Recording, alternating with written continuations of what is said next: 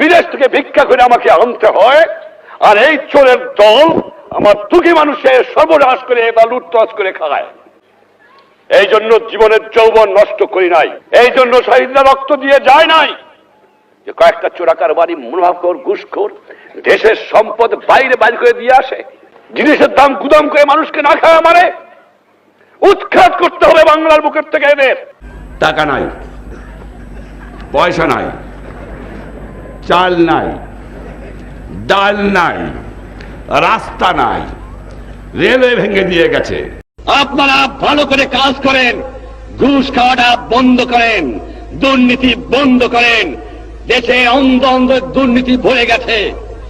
আমি আশ্চর্য হয়ে যাই, যাও ভিক্ষা করে আনি, তাও চাটার গুষ্টি চাইতে খেয়ে ফেলায় দেয়, আমার গরিব পায় না। এত চোরের চোর কোথেকে যে পয়দা হয়েছে আমি জানি না। পাকিস্তানের সব নিয়ে গেছে, কিন্তু এই চোরটুক ফিরে গেছে আমার কাছে। এই চোর নিয়ে গেলে আমি বাঁচতাম, কিন্তু দালাল গেছে, কিন্তু চোর গেলে বাঁচা যাবে। শতকরা 20 জন লোক শিক্ষিত, আমরা শতকরা 20 জন।